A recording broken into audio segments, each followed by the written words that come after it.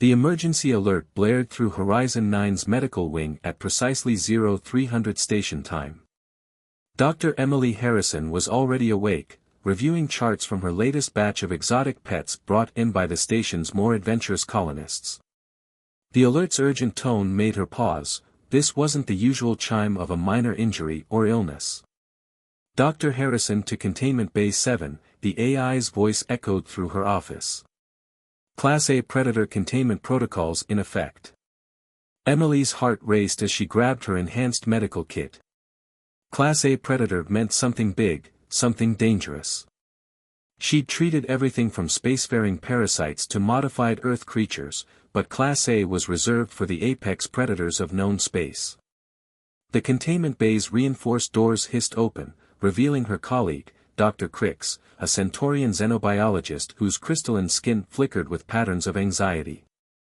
Behind him, encased in a stasis field, lay one of the most feared creatures in the sector, a Nexith.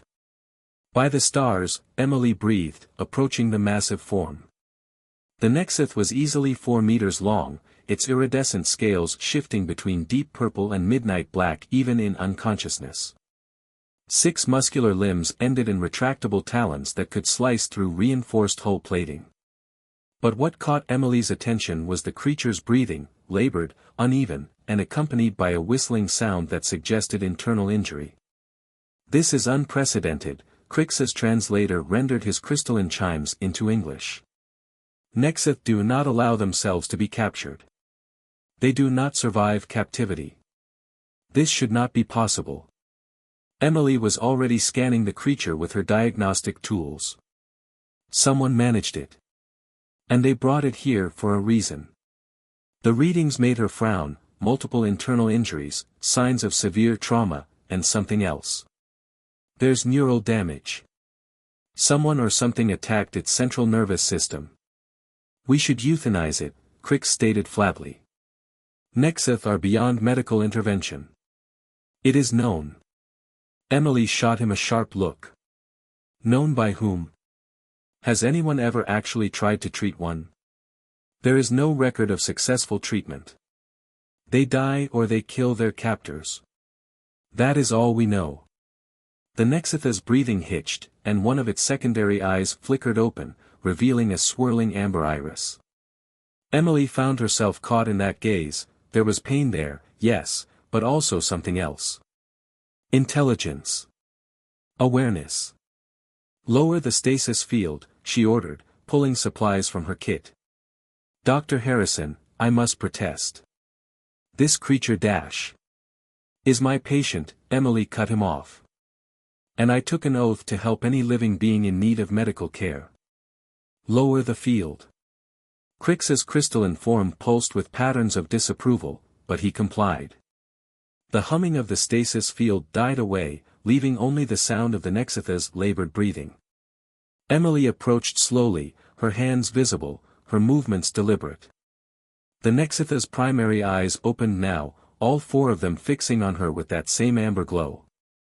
Its neural plumes, delicate structures along its spine that served as secondary sensory organs, twitched weakly. "I'm going to help you," Emily said softly. She knew the Nexith couldn't understand her words, but tone and intent often transcended species barriers. "But you need to let me." The creature's massive head lifted slightly, its armored jaw parting to reveal rows of crystalline teeth. Crix took several steps back, his surface now flickering with patterns of alarm. But instead of attacking, the Nexith released a low, harmonic rumble, a sound Emily had never heard described in any xenobiological text. She reached out, slowly, and placed her hand on the creature's scaled hide. The surface was warm, far warmer than she'd expected, and she could feel the rapid beating of its 2 hearts. The Nexith didn't pull away. "Well," Emily said, already preparing her first round of treatment. "I guess that's as close to consent as we're going to get." She glanced at her colleague. "Crix, I'm going to need your help. Whatever you know about Nexith physiology, however incomplete it might be, I need it now." The Centaurian's patterns shifted to something Emily had never seen before, uncertainty mixed with curiosity. This defies all known parameters, he said. Emily smiled as she began preparing a specialized nanite solution that would help map the Nexitha's internal injuries. Then I guess we're about to write some new parameters. Sometimes the impossible just needs someone willing to try. The Nexith rumbled again, softer this time, its neural plumes extending slightly toward Emily's hand. And in that moment, she knew she was part of something unprecedented, not just the treatment of an untreatable creature, but perhaps the first real connection between humans and one of the most mysterious species in known space. The real question was, who had brought it here, and why? Hours into the treatment, Emily's arms ached from the precise movements required to guide the medical nanites through the Nexitha's complex nervous system. The creature remained surprisingly still, its amber eyes tracking her every movement while its neural plumes wavered in patterns she was beginning to recognize as expressions of pain or relief. Remarkable, Crix murmured, his crystalline form now pulsing with scholarly interest rather than fear. The neural damage is extensive, yet it maintains perfect consciousness and control. Emily nodded, studying the holographic display of the Nexitha's internal systems. Whatever did this knew exactly what they were targeting. These aren't random injuries. She pointed to a cluster of damaged neural pathways. See these burn patterns? They're precise, almost surgical. The containment bay's door slid open with a hiss, revealing Chief Security Officer Viktor Rozanov, his weathered face set in hard lines. Dr. Harrison, we need to talk. I'm in the middle of a delicate procedure, Emily replied without looking up, her hands steady as she guided another cluster of nanites into position. This isn't a request. Victor's voice carried the weight of his authority. We have 6 different species ambassadors demanding to know why we're harboring a Nexith on this station. 2 of them are threatening to evacuate their entire populations. The Nexitha's neural plumes rippled with what Emily now recognized as agitation. Its massive head turned slightly toward Victor, all 4 primary eyes narrowing. Tell them, Emily said calmly, placing a reassuring hand on the creature's scaled hide, that we're doing what this station was built for, providing medical care to those who need it, regardless of species. This isn't some injured pet or livestock, Victor argued. Nexith have destroyed entire colonies. They've taken out military vessels. They're apex predators with possibly human-level intelligence who've never shown any interest in peaceful contact. Until now, Emily countered. She gestured to the creature, which had remained perfectly still despite its obvious awareness of Victor. Look at it. Really look. It's choosing to accept our help. It's communicating, in its own way. As if to emphasize her point, the Nexitha's neural plumes extended toward her, creating a complex pattern that Crix's crystalline surface reflected with surprise. That's... The Centaurian hesitated. That's a formal greeting pattern. I've seen ancient recordings, but never directed at another species. Victor stepped closer, his hand instinctively near his weapon. The Nexitha's plumes shifted again, and a low harmonic rumble filled the room, not threatening, but almost, questioning. It's trying to understand us, Emily said softly. Just as we're trying to understand it. And I think. She studied the latest scan results, I think I know why it let itself be brought here. Look at this. She projected a larger hologram of the creature's neural system. These injuries, they're not just precise, they're systematic. Someone was trying to sever specific neural clusters. The same clusters that, according to what little research exists, are linked to the Nexitha's legendary territorial aggression. You're saying someone tried to, what? Modify it? Victor frowned. More like lobotomize it, Emily said grimly. But they didn't account for the complexity of Nexith neural architecture. Instead of destroying these centers, they created a cascade of damage that's causing increasing pain and neural degradation. Without treatment, it would have eventually lost all higher brain function. The Nexitha's rumble changed pitch, becoming something Emily felt in her bones. Its neural plumes created patterns so complex that Crix's surface flickered rapidly trying to process them. It understands, Crix said, his usual scientific detachment giving way to awe. Not our words, but, it knows we understand what was done to it. Victor was silent for a long moment, watching as Emily continued her careful work with the nanites. Finally, he sighed. You have 48 hours, Doctor. After that, if we can't prove to the ambassadors that this creature isn't a threat, I'll have no choice but to order its removal from the station. It's not just about proving it's not a threat, Emily said, meeting the security chief's eyes. This could be first contact with a species we've completely misunderstood. Think about it, why would someone go to such lengths to alter a Nexitha's brain? What if everything we think we know about them is wrong? The creature's neural plumes reached toward her again, creating a pattern that made Crix's surface pulse with surprise. What? Emily asked. What does that mean? It's... Crix seemed to struggle for words. It's a pattern I've only seen in historical records. It means, truth seeker. Emily smiled, continuing her work with renewed determination. 48 hours might just be enough time to discover some truths that will change everything we think we know about the Nexith. But as she worked, she couldn't shake the feeling that whoever had tried to modify this creature wouldn't be happy to learn it had survived, or that it might be able to communicate what had been done to it. The next 2 days would either mark a breakthrough in interspecies relations, or put everyone on the station in terrible danger. The holo-recordings flickered in the dim light of Emily's office, showing grainy footage of what appeared to be a research facility hidden in the canyons of the planet below. She replayed the sequence again, watching as the Nexith was transported in a massive stasis container. The footage had been recovered from a damaged data crystal found embedded in the creature's scales, a discovery that had nearly cost Emily her fingers when she first tried to remove it.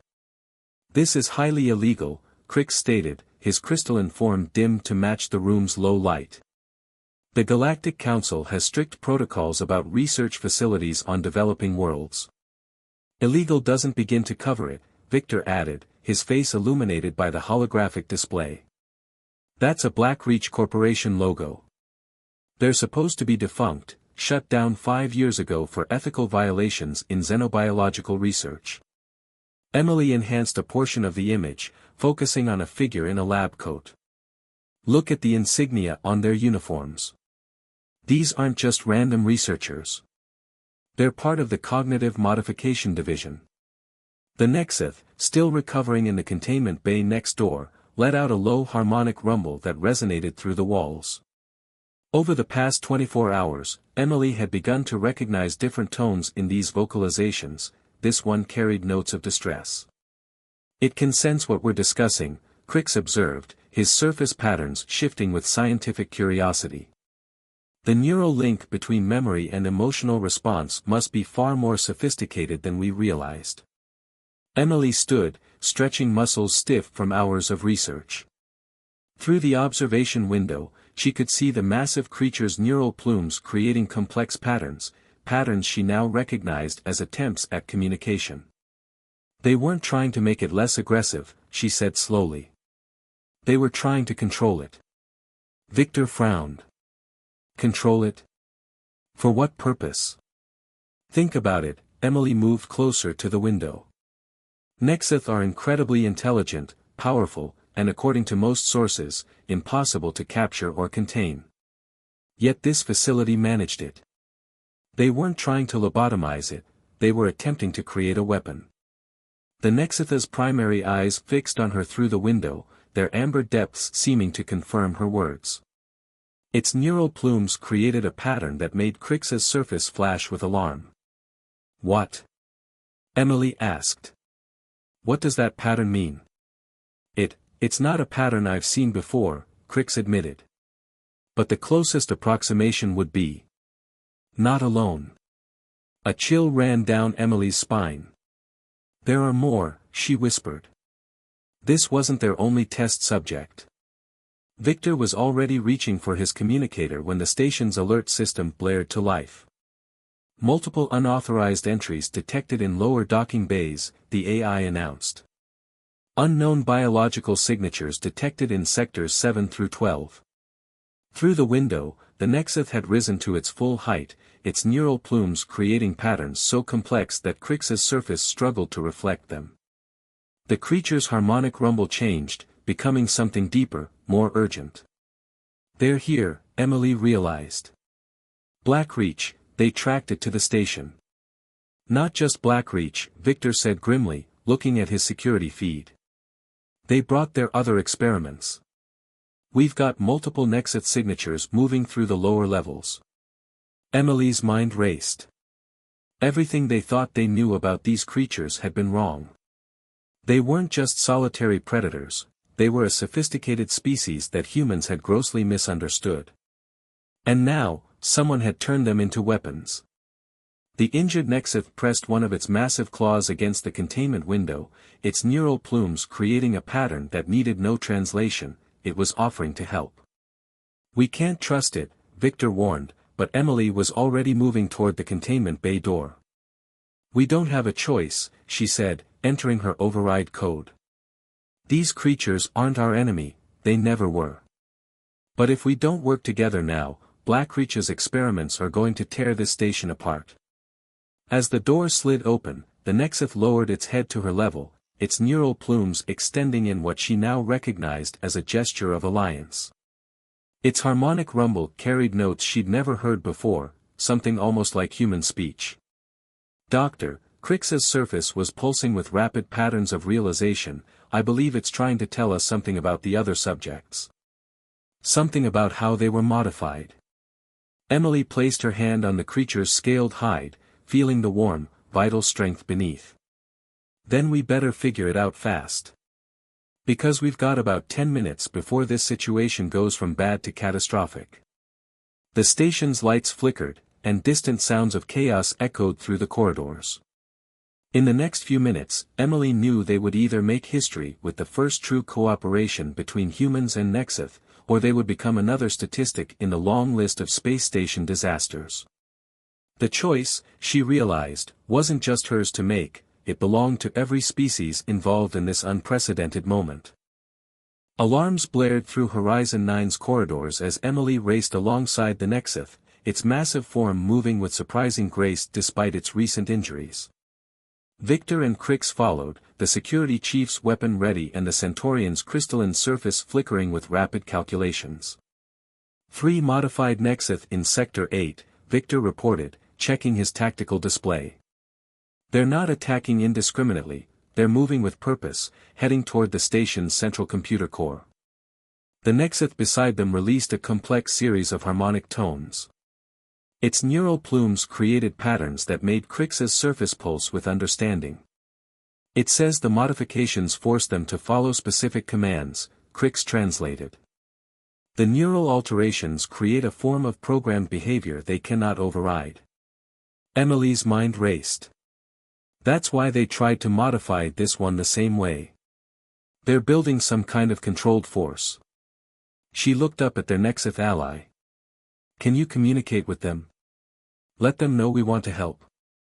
The creature's neural plumes shifted in a pattern she recognized as affirmative, but there was something else, a complexity in the movement that suggested uncertainty. "The modifications interfere with normal Nexith communication," Crix explained, his surface patterns reflecting growing concern. "They may recognize the signals, but their ability to respond naturally has been compromised." A crash echoed through the station, followed by the screech of tearing metal. Emergency bulkheads began slamming shut throughout the sector. "They're through the main security barriers," Victor announced grimly. "Whatever Blackreach programmed them to do, they're not letting anything stop them." The Nexith suddenly stopped, its neural plumes extending fully. A deep, resonating tone emerged from its throat, different from anything Emily had heard before. The sound seemed to penetrate the very structure of the station. "It's calling to them," Crix said, his surface barely able to process the complex patterns. "Not just communicating, this is something deeper. A foundational form of Nexith interaction we've never observed." Through the reinforced windows, Emily could see the other Nexeth pause in their destruction. Their neural plumes extended, responding to the call. For a moment, hope flared in her chest, but then their programmed directives reasserted control, and they resumed their advance toward the computer core. The modifications are too strong, Emily realized. We need to disrupt whatever signal or programming they're using to control them. She turned to their Nexeth ally. The neural damage we treated in you, it wasn't a failed modification, was it? You fought back against the procedure. The creature's neural plumes created a pattern of affirmation, followed by a more complex sequence that made Crix's surface ripple with surprise. It says the attempt to modify its neural architecture failed because of something called, the closest translation would be, the deep song, Crix explained. Some kind of fundamental Nexeth trait that the researchers couldn't detect or understand. Emily's medical training kicked into high gear. The harmonic vocalizations, they're not just communication, they're part of your neural network, aren't they? The sound frequencies interact directly with your nervous system. The Nexetha's eyes fixed on her with an intensity that confirmed her theory. Its neural plumes created a pattern so complex that Crix's surface flickered rapidly trying to process it. It's offering something, Crix said slowly. A way to amplify? No, resonate. It wants to use the station's communication array to broadcast the deep song. That could work, Emily said, already moving toward a computer terminal. If we can transmit the right harmonic frequency throughout the station, it might disrupt the neural modifications. Or it might make things worse, Victor warned. We'd be giving a potentially hostile force access to our primary communication systems. Emily looked up at their Nexeth ally, seeing not just intelligence in those amber eyes, but something she recognized, compassion. This creature had endured torture and experimentation, yet its first instinct was to help others of its kind. Sometimes, she said, entering her medical override codes, trust isn't about being certain. It's about being willing to take a chance when everything is at stake. The station shuddered as another barrier fell. They could hear the modified Nexeth getting closer, their controlled movements carrying them inexorably toward their programmed goal. Emily finished the final override sequence and looked at their ally. The comm system is yours, she said. Show us what the deep song can really do. The Nexeth raised its head, neural plumes extending to their full length, and began to sing. The sound that emerged was unlike anything Emily had ever experienced. It was music and mathematics, story and science, all woven into frequencies that made the station's very structure resonate in harmony. Through the station speakers, amplified and carried to every corner, the deep song began its work. And in that moment, as the modified Nexeth stopped their advance and raised their own voices in response, Emily understood that they were witnessing something unprecedented, not just the saving of a space station, but perhaps the first step toward truly understanding one of the most mysterious species in known space. The question was, would the deep song be enough to break through Blackreach's modifications before their programming forced them to complete their mission? A new understanding. The deep song resonated through Horizon 9's corridors, transforming the space station into something more than a mere structure of metal and composite materials. Every surface vibrated with harmonics that seemed to bridge the gap between biology and technology, between different species' understanding of consciousness itself. Emily watched in awe as the modified Nexeth responded to the song. Their neural plumes, previously rigid with programmed behavior patterns, began to move in increasingly natural ways. The creature's massive forms swayed as the deep song worked its way through their neural architecture, fighting against the artificial constraints Blackreach had imposed. Something's happening, Crix announced, his crystalline surface flickering rapidly with readings. The harmonic frequencies are creating a cascading effect in their neural networks. It's rewriting the modifications.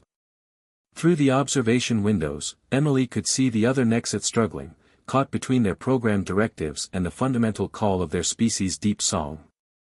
Their own voices began to join the melody, adding layers of complexity that made the air itself seem to shimmer with meaning.